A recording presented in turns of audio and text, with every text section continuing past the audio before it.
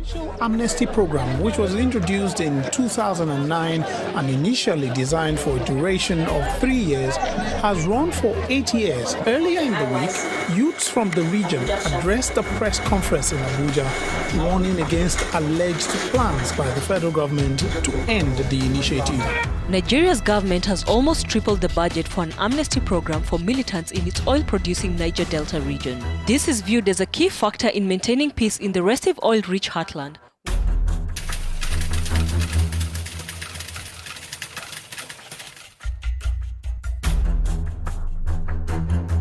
The Boko Haram insurgency started as another insurgency in the Niger Delta was thawing, following the amnesty program of the federal government in the same period. A decade after, Nigeria's numerous internal security crises have intensified. Most notable among the myriad of issues is the Boko Haram insurgency in the northeast. This has given birth to other challenges in the north, such as breakaway Islamist factions like the Islamic State West Africa Province and Ansaru. There is also a pastoral conflict in the northwest and north central, which is a resource war that is threatening to turn into a full-fledged ethno-religious war, especially in the old northern capital of Kaduna. In virtually all sections and geopolitical zones of the country, there is one form of rising violence or another, often challenging the Nigerian state for territorial control. Kidnap for ransom, which was once the strategy of Niger Delta militants threatening to cripple the country's oil-based economy, is now being carried out as a full business venture by youth and other organized armed groups operating in large ungoverned spaces and forests across Nigeria. Sambisa Forest in Borno State, which is now used as one of Boko Haram's key staging areas, is a symbol of the tragedy of economic revenue lost to violence and insecurity. The British colonial administration had gazetted the Sambisa Forest as a reserve in 1958, making it one of the conservation legacies bequeathed to the Nigerian state by the colonial government. In 1977, the area was re-gazetted as a national game reserve for the preservation of rare animals and as a way of generating funds from tourism.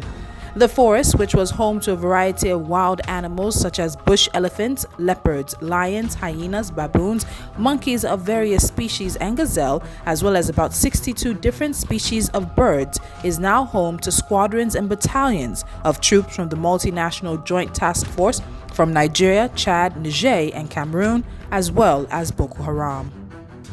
The earlier violence in the south has left the country's oil facilities under a shoddy amnesty that preserves an uneasy peace. But the uneasiness of the peace is being felt in hot capacity across Nigeria's territorial and international waterways in the Gulf of Guinea. According to the International Maritime Bureau, pirates kidnapped 27 crew members in the first half of 2019 alone, and 1 in 4 global piracy incidents in 2018 happened within Nigeria's territorial waters, according to international insurance carrier Allianz Global. About 45% of global piracy occurred in the Gulf of Guinea in the first quarter of 2020, according to Allianz. There were 47 reported incidents, up from 38 a year ago, mostly targeting container ships and bulk carriers. Piracy on the high seas seems to be a booming criminal business, especially in the area off Nigeria. According to Al Jazeera, the economic cost of this piracy in the region in 2017 was $818 million, a notable increase from the $793.7 million it was in 2016.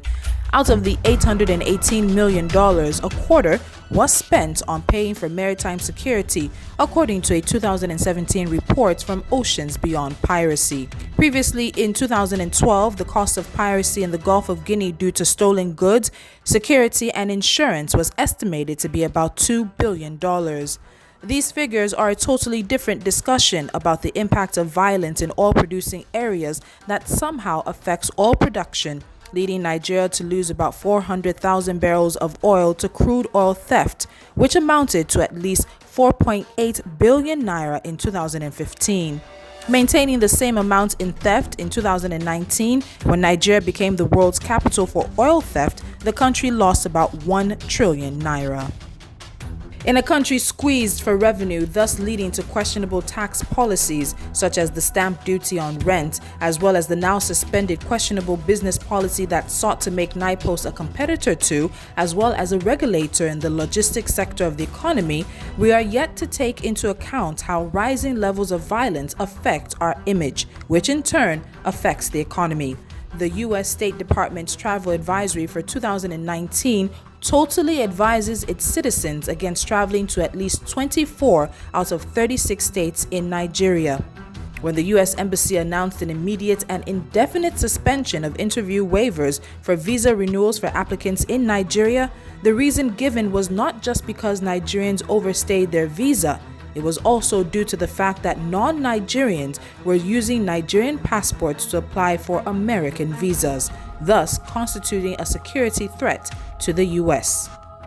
There are a lot of things Nigeria needs to fix, but if it would seek to command respect globally, it must fix its internal security apparatus.